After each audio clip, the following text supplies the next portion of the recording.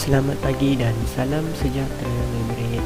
Baiklah, hari ini kita akan sambung semula pembelajaran kita, iaitu Pendidikan Moral tahun 6, unit 8, Adil, Pemakin, Keamanan Negara. Minggu lepas kita dah belajar tentang apa erti sikap adil, apa maksud adil, bagaimana cara adil, kepentingan bersikap adil, kan? Yang kita belajar dalam kerajaan Melayu Lama tu. Di hari ini kita akan sambung semula di dalam unit yang sama.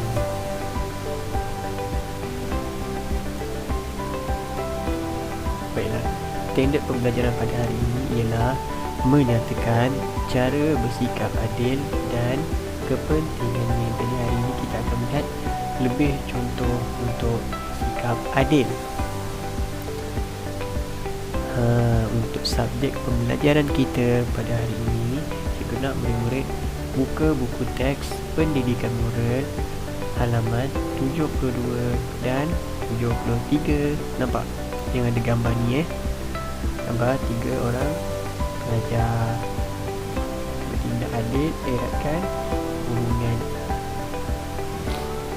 Okey, jadi hari ini kita akan membaca dan memahami. Mari kita baca semula. Mari kita baca bersama-sama. Semua nampak ya? Ada 1, 2, 3, 4 dan 5. Ini adalah urutan untuk membaca dialog. Nampak ini dialog ya? Mari kita baca bersama-sama. Semasa menghadiri kem rancangan integrasi murid untuk perpaduan RIMUP peringkat kebangsaan. Jadi murid-murid ini sedang menghadiri kem rancangan integrasi murid untuk perpaduan tingkat kebangsaan. Jadi mereka masuk kem. Okey, nampak apa situasi yang berlaku di dalam gambar ini? Mari kita lihat dialog yang pertama. Kasut sukan pemberian hadiah ibu saya hilang. Selepas membasuh kasut, saya telah menjemurnya di luar bilik tadi. Puas saya mencarinya, tetapi tidak jumpa. Mungkin Patricia, peserta dari Kuala Lumpur, telah mengambilnya. Kamu semua faham tak apa dialog yang dikatakan? Ibu dia memberi dia kasut, tapi apabila dia telah basuh kasut, dia menjemurnya di luar bilik. Tetapi tiba-tiba dia tak jumpa kasut tu. Mari kita lihat apa rakan dia balas. Syai, tidak baik kamu menuduh tanpa bukti. Tindakan kamu akan menjejaskan hubungan kita dengan peserta dari negeri lain. Nampak kawan dia berkata, tak baik tau nak tuduh-tuduh orang. Sebab dia akan menjejaskan hubungan dengan peserta lain. Sebab kita tak boleh bersangka buruk, kan? Kita tak boleh bersangka buruk. Kita tak boleh nak menuduh orang lain tanpa bukti yang cukup. Mari kita lihat apa yang Syai balas. Tapi saya ada bukti. Dayang, peserta dari Sarawak, memberitahu saya bahawa dia ternampak Patricia yang mengambil kasut tersebut. Nampak Syai kata ada orang yang nampak Patricia yang ambil kasut dia. Mari kita lihat. Saya rasa perkara ini perlu disiasat terlebih dahulu. Apakah pandangan kamu? Mahing, bagus kan? Apa? Syai, Umar dan Baheng. Apa yang Umar cakap, saya rasa perkara ini perlu disiasat dulu. Kira dia menawarkan nasihat yang baik. Tengok apa yang Baheng balas. Betul Umar, kita harus bertindak secara adil. Sebagai ketua kumpulan, saya akan menyiasat hal ini secara teliti. Jadi yang bagusnya adalah mereka tidak mahu menuduh. Pada asalnya Syai menyangka Patricia akan mengambilnya, jadi tapi Umar dan Bahing tidak mahu menuduh tanpa sebarang bukti, jadi mereka akan menyiasat dahulu. Mari kita selepas siasatan, mari kita baca apa yang Bahing cakap. Syahyi, berdasarkan siasatan yang dilakukan, memang benar Patricia telah mengambil kasut sukan kamu. Betul ni, memang Patricia yang ambil. Tapi mari kita lihat dulu. Kita jangan terus menuduh. Mari kita lihat apa yang Patricia cakap. Ya Syahyi, saya yang mengambilnya. Petang tadi hujan mula turun. Saya ternampak sepasang kasut sukan di luar bilik. Saya mengangkatnya supaya tidak basah, lalu menyimpannya kerana saya tidak tahu pemiliknya. Saya ada saksi, Mazni. Jadi Patricia sebenarnya apa? Patricia nampak kasut Syahyi di luar bilik. Lepas tu kasut tu basah, tapi masa tu hujan. Jadi Patricia ambil, dia simpan dulu sebab dia tidak tahu siapa pemiliknya. Jadi macam dia kesian lah, takut kasut tu basah lagi kena hujan. Tengok apa yang Mazni cakap. Mazni cakap untuk buktikan apa yang Patricia beritahu. Memang benar, semasa hendak mengangkat kasut itu tadi, hal yang sama itulah juga yang dikatakan oleh Patricia kepada saya. Ini juga sangat bagus ya. Baiklah, mari kita lihat apa yang Patricia balas. Okey, maafkanlah saya Patricia kerana bersangka buruk terhadap kamu. Terima kasih kerana mengangkat dan menyimpan kasut sukan saya. Mari kita lihat Dayang pula cakap apa. Saya juga memohon maaf Patricia.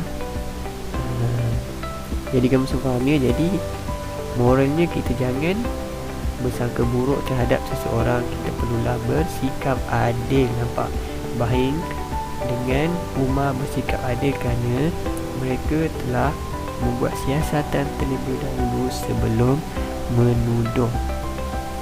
Jadi dalam kehidupan kita perlulah berlaku seperti ini. Kita janganlah terus bersangka buruk terhadap seseorang dan tidak berlaku adil.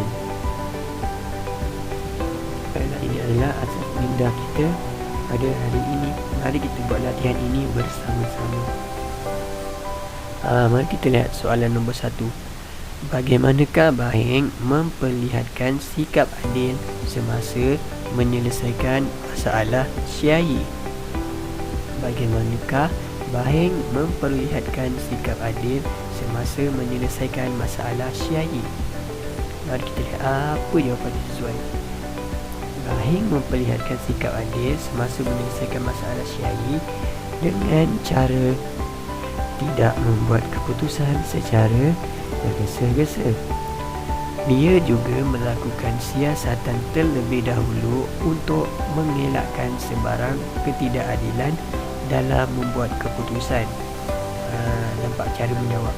Kamu mestilah salin semula soalan ni. Bahing memperlihatkan sikap adil semasa menyelesaikan masalah Syahyi dengan cara, tengok kenapa dengan cara, sebab soalan tanya bagaimanakah cara dia kan. Jadi kita jawab tidak membuat keputusan secara tergesa-gesa. Macam yang kita nampak tadi, Bahing dan melakukan siasatan terlebih dahulu untuk mengelakkan sebarang ketidakadilan. Okay, boleh fahami cara untuk menjawab soalan ni. Okay, baik, kita teruskan kepada soalan yang kedua. Andaikan kamu ialah Syahyi, ceritakan perasaan kamu apabila masalah tersebut dapat disiasat dan diselesaikan secara adil. Nampak Syahyi adalah orang yang belajar ya. Kasutnya telah hilang tadi, tapi apabila dia dapat tahu sebenarnya tak ada apa-apa masalah, tapi malah orang yang mengambil itu sebenarnya yang telah membantunya.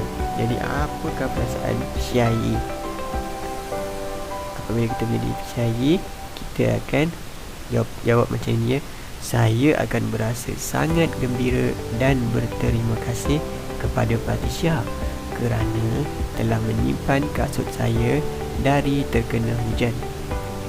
Saya juga berasa menyesal kerana telah bersangka buruk kepada Patricia. Ini adalah jawapan yang betul. Patricia berasa gembira dan berterima kasih. Itu Patricia juga menyesal kerana telah bersangka buruk kepada Patricia. Syahyi berasa menyesal. Okey. Untuk seterusnya, mari kita baca buku.